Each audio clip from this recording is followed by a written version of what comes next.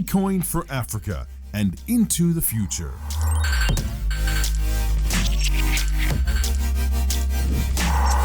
By Akon and the Akoin team.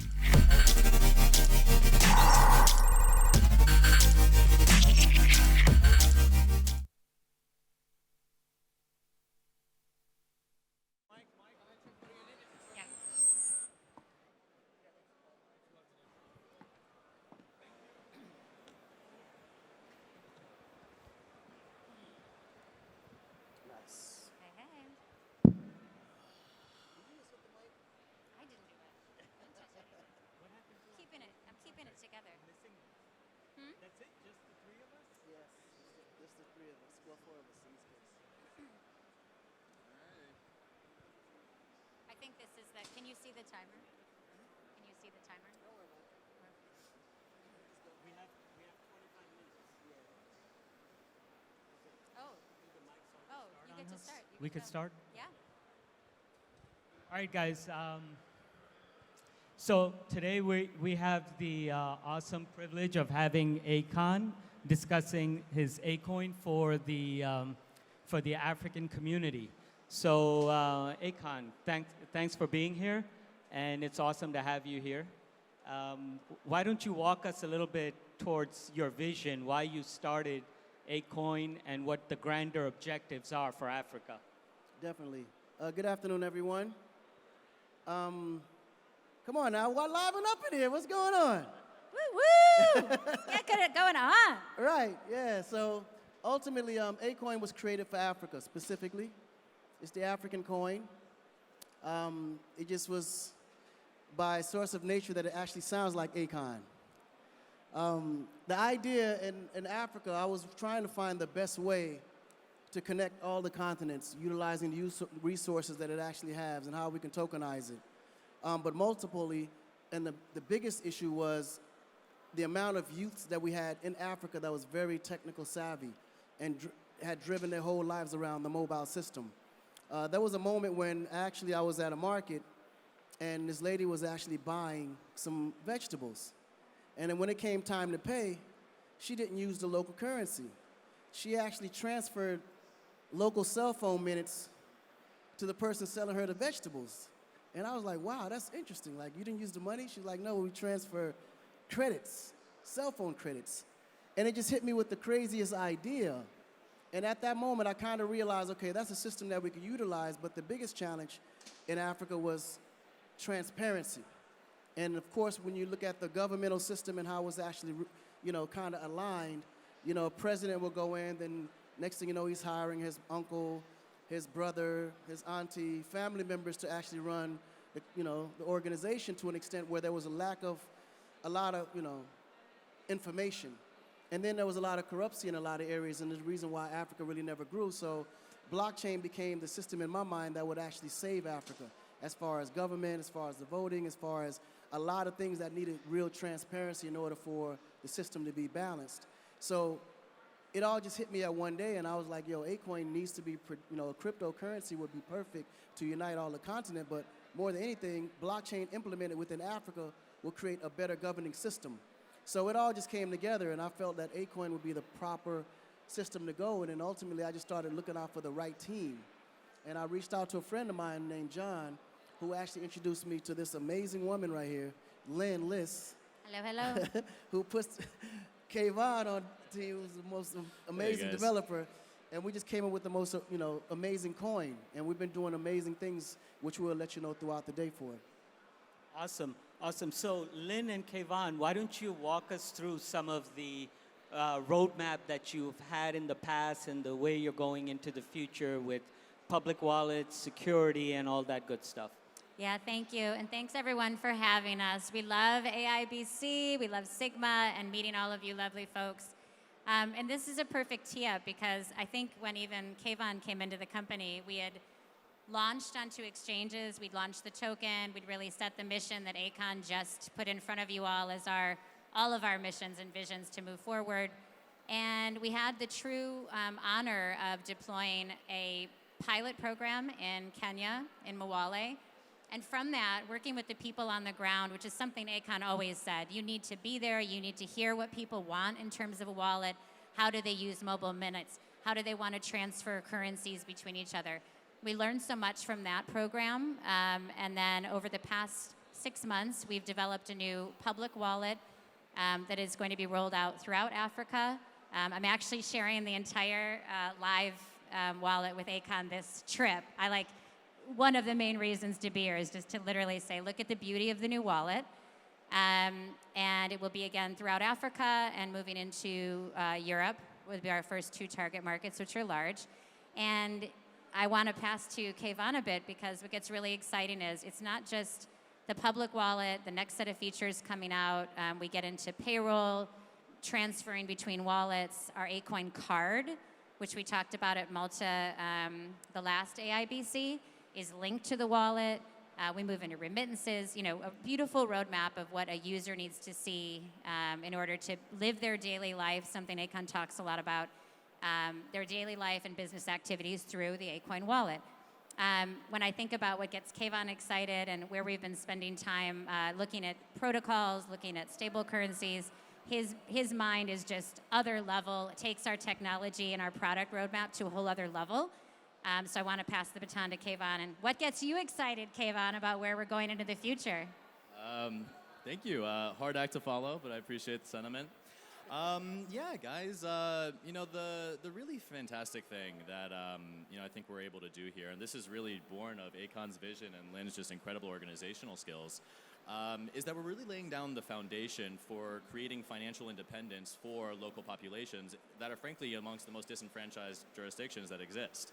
The wallet is going to represent the core infrastructure through which we're going to be establishing a series of additional tools that we're going to be rolled out in a phased iteration basis that are all focused towards a key objective, and that objective being to provide a level of financial independence for these local populations that previously wasn't there, as well as having a degree of confidence in the underlying currency, that it's not going to be inflated despite obvious issues being involved over there. So this is one of the things that we're incredibly excited about. The wallet's going to be rolled out here very shortly, and we're looking very forward to sharing with you. Nice. So now that we got some of the housekeeping, I want to ask some of the more interesting questions. So Akon, every person, every soul has a soul journey, right? And on that journey, you have a voice, an inner voice that needs to come out. And sometimes it comes out and sometimes it stays hidden. In your case, through your music, it has come out and the world has benefited. Now, when you look at Africa as a whole, as a people, what do you feel is the soul yearning of Africa that needs to come out and benefit the whole world through this project? I think what really needs to come out in Africa is the recognition of the value that it has to the rest of the world. I think sometimes Africa's value is taken for granted. And when you look at all the developed countries, including everything that you're seeing in here, a majority of the elements are coming from the African soil. And I think the response to the freedom that it gives to other people, I don't think that acknowledgement is given properly into Africa. I feel the way Africa is being treated compared to what is being provided and what it's providing to the rest of the world is unbalanced. And I think at the moment when we humanize the efforts of what Africa gives and brings to people, and they understand the advantages that Africa holds within your society, the response level of what Africa needs to look like, feel like, and the development of Africa where it needs to be, the contribution of the rest of the world needs to be in a position of understanding how much Africa impacts their personal life, and the reason why people around the world are living in such a more blissful state. And then when you look at the continent itself and how much, you can say, pressure that's being put onto the continent, how much of unfair treatment within the continent itself and the people that provide these extraordinary opportunities for others, it's kind of sad in such a way, because I feel that the globe should honestly be in a position to allow Africa to grow the way it needs to grow and not allow so much of the bureaucracy, the colonization, all the things that we all know about that we try not to speak of allow it to stop the growth of the continent in itself. And I think ultimately it takes the diaspora who's been outside of Africa that understands the role that the continent plays for the globe to come back and ultimately create a system that allows fair justice, treatment for the people. And I think blockchain will allow that in so many different ways because there's so much information that's unsaid, unknown, and that needs to be shared. And when you have a level of a platform that gives you transparency on that level, it gives people that are human, people that do understand the value of life to contribute in that way. And I think the Akoin platform will give people that information to do so. Speaking of the Akoin platform, there's also beyond the coin, there's an entire utility function and a marketplace, which most people don't know about it. They think it's just a coin to facilitate as a medium of exchange. Why don't you walk us through a little bit of that component, which is probably more fundamental to the average African consumer user rather than just a medium of exchange? Right. So, I mean, the platform is to basically assist you in your day-to-day life. Like, when you look at the Akoin platform, it's just kind of consider or think of an app store for all cryptocurrencies, right?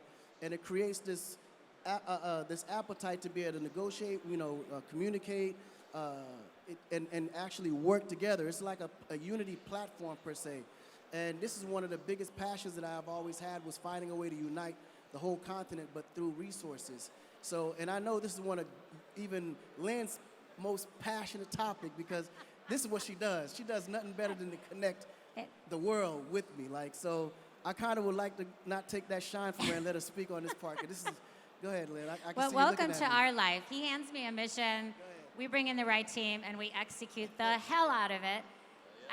And this was it. He said, I want Akoin to be available for every user, daily business activities. And so, as mentioned in Kenya, it was about the user giving them an Akoin card, so anywhere that MasterCard is at, they can spend Akoin. And that's really just such a cool thing. We spent a lot of time with the merchants there, so that merchants, and something that they were pretty familiar with anyway, I wanted to highlight, as Akon talked earlier about the less known part of Africa and what the people there are already doing. They're so just versed in cryptocurrency and how to use it and how to make it part of their daily lives. So that was really exciting. They don't get confused like in the US, people get really all tripped up around crypto. It's not the case in Africa. So they are ready to adopt this and already with us with Akoin. So it went from, again, the card, it went from the merchant experience so that any store could just set up the ability to receive Akoin and see their payments daily and settle, et cetera. I mentioned payroll, so they're receiving their payroll in Akoin, which is profound. Next up on our roadmap, something that is really important to Akon is really like a DIY app building tool, so that any merchant that exists in Africa that wants to be on the Akoin ecosystem, as you mentioned, can just drag and drop and set up their own app, as mentioned, like the Apple Store for Akoin in Africa. And so that's I'd say about 3 to 4 months out on our roadmap, which is exciting. ATMs and agents. So you just want to make sure those on and off boarding ramps are there. And then the marketplace, which is V2 of our launch, is just going to be a beautiful place where you can, again, come, pull down any of the daily tools and services apps that you want to experience. And they're all trading in and out of Akoin, which brings us right back to the utility, which is where we want to be and where we're going. And this is really, just to cut in for a second, I think this is really one of the fundamental missions that we are actively pursuing. The ability to really empower local entrepreneurs across these different jurisdictions in Africa, and then providing them with the tools so that they'll be able to actually engage in international commerce, which, to Akon's earlier point, the vast majority of people in these areas are actually entering commerce through cell phone minutes or these alternative currency models, which prevents them from being able to actively participate across international commerce. So not only does this give an opportunity to really empower these local entrepreneurs, it also opens a previously untapped market for all of this previously mentioned. Speaking of that, I wanted to touch on how the no good concept or innovation stays localized. With that being said, how do you envision the growth of Akon, the community, and the innovations that come with reconfiguring Africa's financial system to transcend beyond Africa, because Africa is not the only place in the world that has similar dynamics in play. So as a trailblazer, how do you see that transcending beyond Africa? Well, so basically everything that I've ever done, I always thought global, right? But as a global platform, Africa has always been the perfect test case study. So when you look at Akoin, it's the African coin, it's the Asian coin, it's the American coin, it's the Americas coin.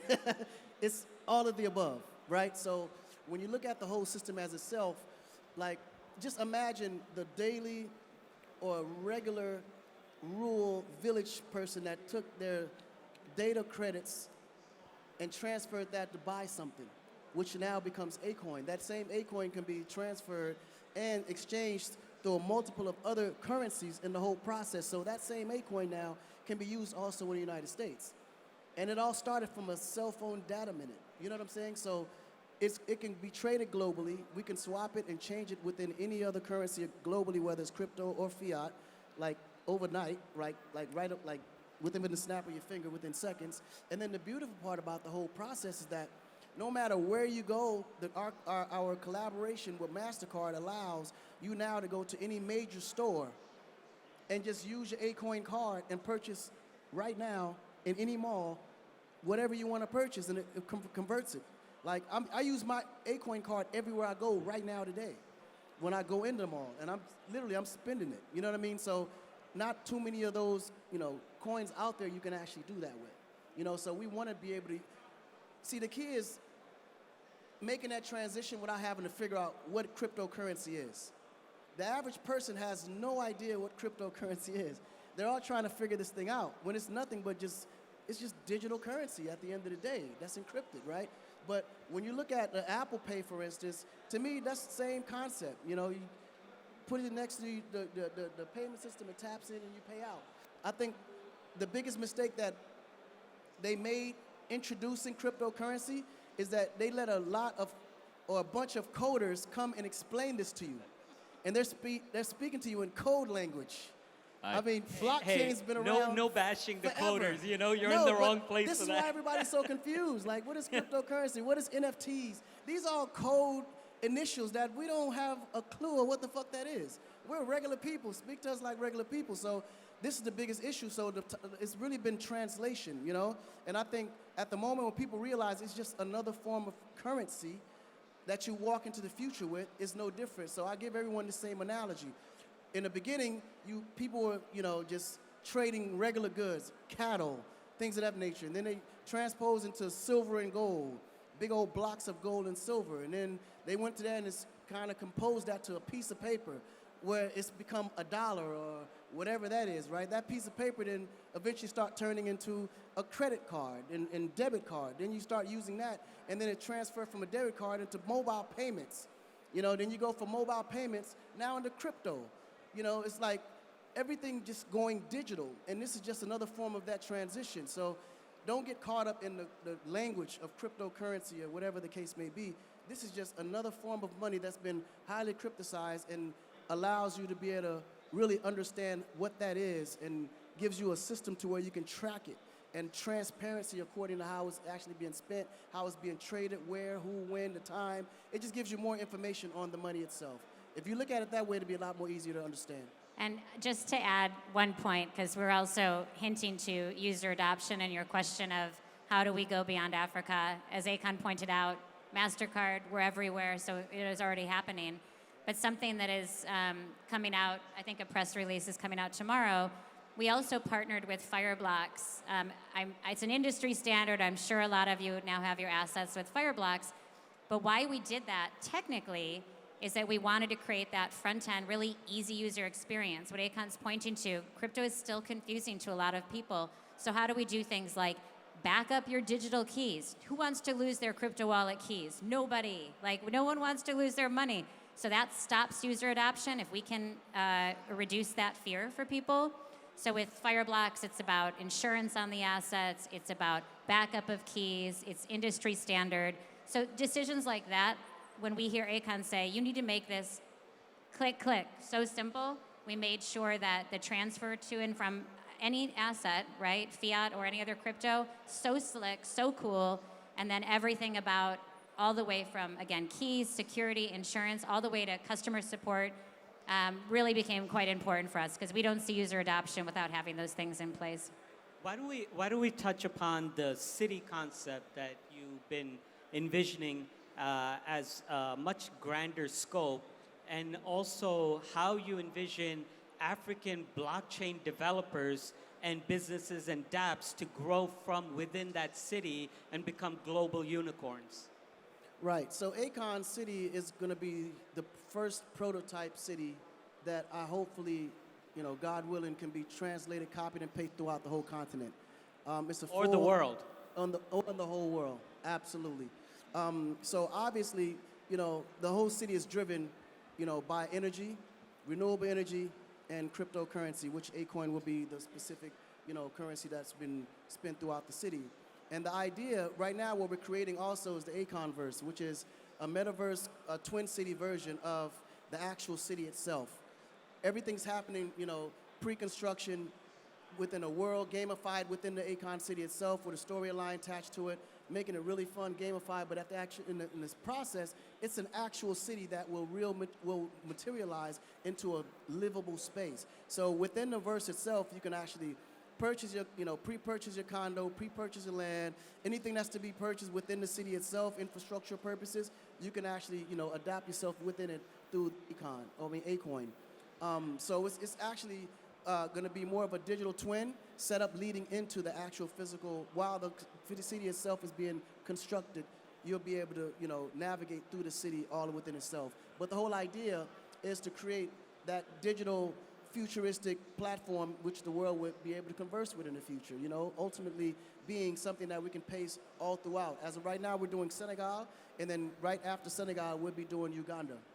So in the remaining time that we have, I just want to touch upon something that you bring individually and uniquely, especially to this audience, which is a connection or a bridge. You're a bridge between Africa, America, and the rest of the world. What is something about the African spirit that you feel that we don't know in the rest of the world that we should know? Well, Africans, we're just natural givers by nature, That's cut both ways. Yeah. In history, that's cut both ways. And it's always been that way, I think Africa has been in a position where they've kind of been really, really advanced technologically, but through mobile phones. I mean, as long as I can remember, I remember taking a visit in Africa back when I was younger, coming out of college in '98, and they were already doing mobile payments there. And the US and Europe didn't even know what those was at the time. And we literally leapfrogged from landlines directly into mobile phones because of lack of, infrastructure. So it's kind of been adapting really, really heavily, really, really fast. When you look at places like Kenya, Cape Verde, I mean, they have tech hubs in these places. That's a lot of the places, a lot of the technology is being adapted right now in Silicon Valley. These guys have been taking a lot of this technology and just kind of refacing them, creating a whole new infrastructure over it. But a lot of it have been being created right there in Africa. So it's so much that's happening within Africa that people just really don't know. It's not really obvious, but it just never been put forward to the forefront. So when you look at these kind of concepts, it was really easy for me to adapt it and know that it could work before people thought that it was just an ambitious idea. I'm already knowing that it's going to possibly work. It's going to actually be able to navigate through the system really, really quick because of me knowing the history of Africa and its digital, growth. So most people, when I came and said, okay, I want to build a futuristic city, they were like, well, that's why in Africa? It's so ambitious. It's really not, because it's very doable. I got everything that I need in the continent itself. Only thing that we lack a lot of times in Africa is the funding. Funding has always been a very, very challenging place in Africa because of the lack of infrastructure and, obviously the governments that haven't been managed properly. But for the most part, it's the future. I mean, if you're an investor, you don't have to be convinced that Africa is where you need to be investing for the next 50 years. Yeah, but like crypto facilitates the least amount of capital infusion required Right. to get projects rolling. So if you build out strategically, you're going to need less funding and more innovation. So do you feel that the city you're building and the cities in the future will facilitate more of the thriving of the innovation rather than the need for capital? Right. So that's been my goal. My goal is to being able to fuel the innovational aspect of it, to shine light on the innovational opportunities that the continent has to provide at the moment. And that's been our angle. Let's tackle the innovation, and then from there, everything else will follow. I think you need a lot more on the road then for people to get to know that component, which is so Absolutely. critical. Absolutely. And just to add one supporting part, because we're talking about funding, I didn't mention on our roadmap, one of the big things we're rolling out is micro-lending, which I know gets all of us very excited. But something that was profound when you think about funding, I think the rates on microloans in Africa and M-Pesa, which would be, I guess, our biggest competitor there, is like 90%. So when you think about, while it may be hard to get the bigger global funding for big, massive projects, at the ground level, and my history is social impact, it's such a beautiful thing to imagine that people who get maybe $100, $200, $500 to start up a little storefront or some small business venture that they want to launch, they're paying back those microloans quickly and really, really high return rates. So we're super excited about the impact microlending is going to have from a funding perspective. That's awesome. So humanity started in Africa and traversed the world, and now it's time to bring humanity back to Africa to allow it to shine in its proper place in the world. Thank you so much, Akon, and thank you, Lynn and Thank you, brother. Kavon. Thank you, Thank you. you. Thank you, everyone. Have a Thank great you. rest of your day.